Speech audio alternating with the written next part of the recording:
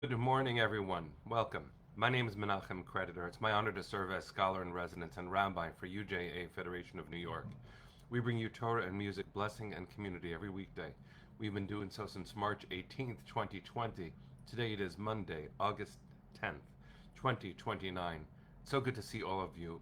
It's been more than 6 years and 6 months of Torah every single weekday morning, finding each other from across the world just to say good morning. Daniel, nice to see you, my friend. Joyce, Penny, thank you. It's broadcast 1609. John and Jonathan, Karen, so good to see all of you. Linda and George, Barbara and Patricia, nice to see you. Hi, Arlene. Hope everyone is doing well. In a second, we'll sing a blessing, learn some Torah, and move into a day with friends, which is the biggest gift of this community that we have experienced together for all of these years. Barry and Julie, Judy and Jack, Natalie, good to see you. Hi, Cheryl. All right, everybody, let's take a breath. Let's sing a blessing. Unless I sneeze. There you go.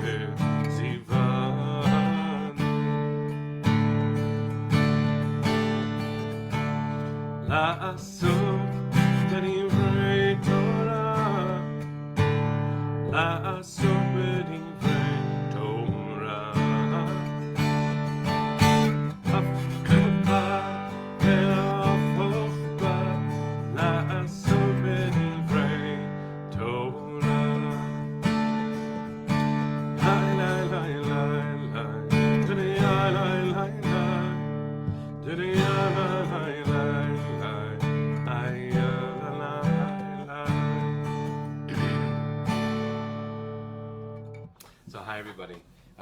Thank you for the bless you. That sneeze was perfectly timed. It's so good to see all of you. Quick shout out to my dear friend, Rabbi Evan Schultz. So happy to see you too, my friend.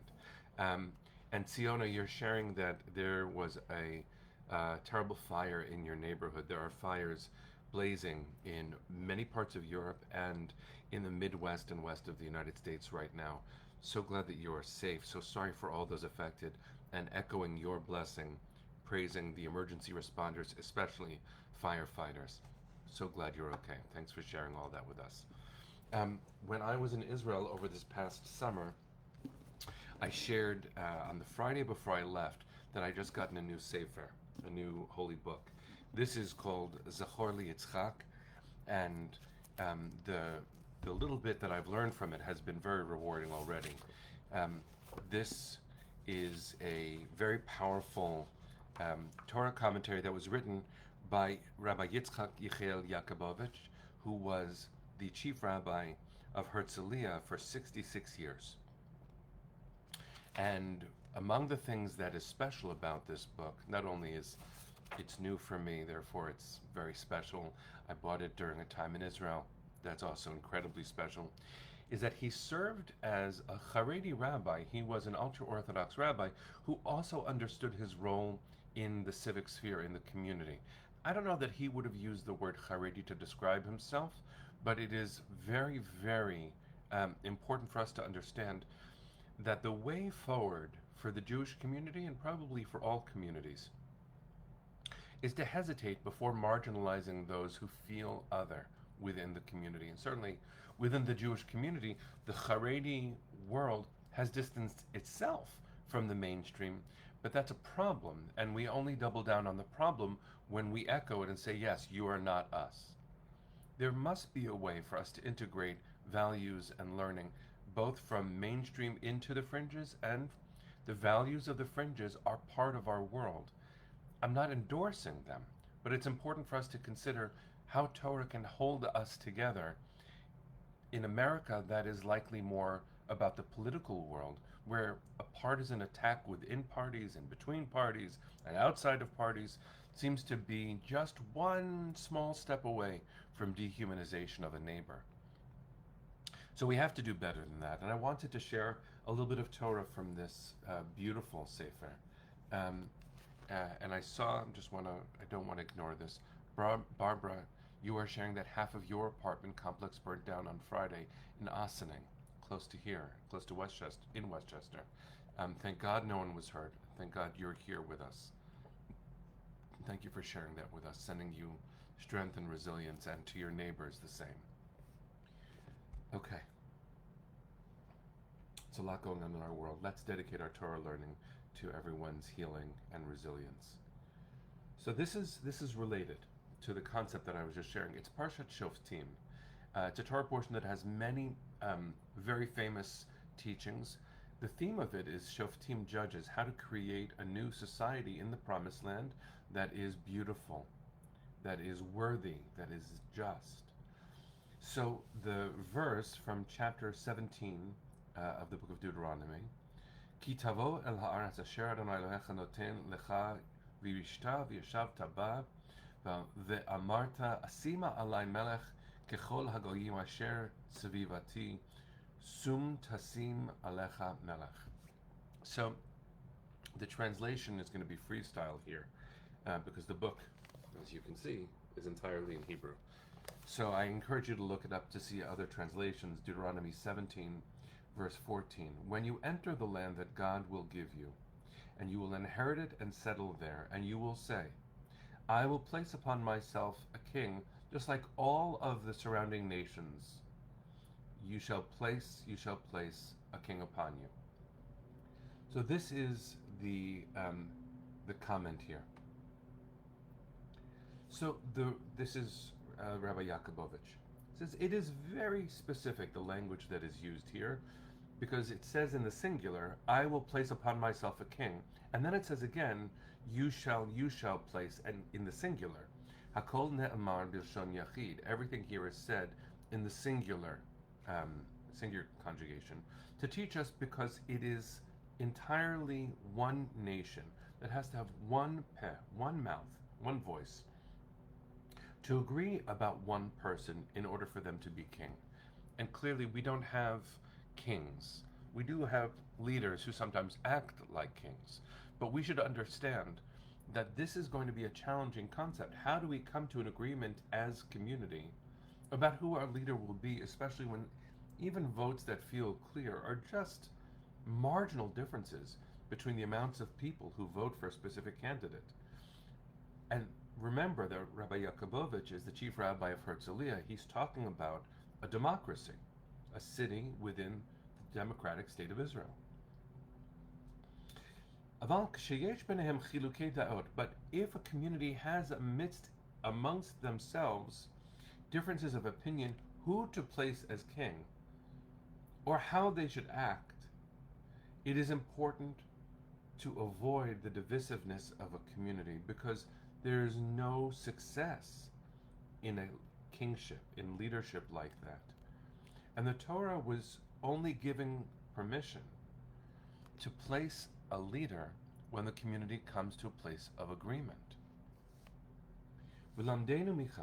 And here's what we have to learn from this, that every appointment that ever will be, the success with the appointment is based on those who appoint the leader. And they have to do it with one mind. And that doesn't mean that they all agree about which candidate, but they have to agree as one. We have to agree as one that the appointment is done according to the desire and will of the people, of those that made the decision. And from that, we should not allow to arise arrogance Kamo shenochachnu lirot kama pamim, the kind of arrogance that we have now seen a few times. Now I don't know what year he wrote this during his term as chief rabbi of Herzliya, but what Rabbi Yakubovich is saying is that it's not that everyone will agree about this one person who should be the leader. Communities are often divided about who should be in charge. You can look at classic books like the Tanakh, or you can look at more modern books like Lord of the Flies, or countless other dystopian novels. But it is important for us to understand that when our votes are cast, it is the will of the people, and that will change over time.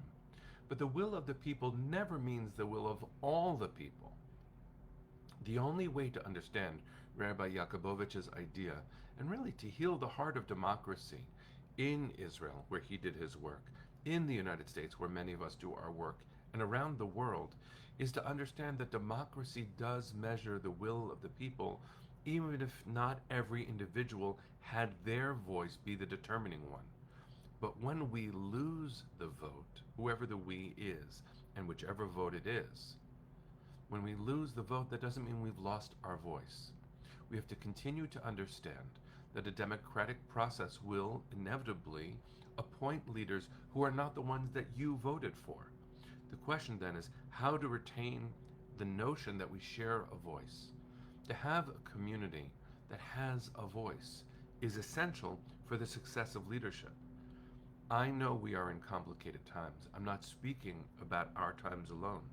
I'm trying to channel Rabbi Yakubovich's understanding of the verse, because the verse does say, as he points out, when you appoint for yourself a king that you yourself has wanted, you chose, that is spoken in the individual voice, which means that we must find a way to see our own voices individually in the collective, even when our voice is not the one that wins the day. Democracy only works, he is saying, when we recognize, even when we lose, that we are still part of that voice. And the worst thing that can come from the dynamic, as he says, is hitnasut, is arrogance. It is essential for us to understand the other side of this, which is when we win. Arrogance is unacceptable. When we lose, when we win, it's still our voice. And so if you're on the winning side of a vote, you have to think about those on the losing side of the vote as having voice. And when you lose, you have to make sure that you don't abdicate your voice. You haven't been silenced. This is an essential part of reweaving society together, and we should see ourselves as involved in that. No matter which way we vote, no matter who's in charge, your voice hasn't gone anywhere. And if the person who's in charge is the person you wanted to be in charge, don't think your voice is the only one that matters. That's an essential thing too. What a gift to hear this from the chief rabbi of Herzliya, who had his own fundamental beliefs, but knew that he was obligated to those who didn't believe the same way he did. What a gift for us to hear this Torah today, and to see what we can do with that commitment, with this wisdom, so that, as John just wrote, we can make sure to elevate. Let's make sure that we remember every voice matters. Those whose voice wins the day, and those whose voices might win another day. Arrogance is the mistake here, and so is silence. Send our hearts to the east, friends. Let's sing. Kol hod baleva penima nefesh Yehudi homia ulefate mizrach kadima ayin letzion tzofia od lo avda tikvatenu התקווה בת שנות 2000 להיות עם חופשי בארצנו ארץ ציון וירושלים להיות עם חופשי בארצנו, ארץ ציון וירושלים. Am Yisrael Chai. See you tomorrow, my friends.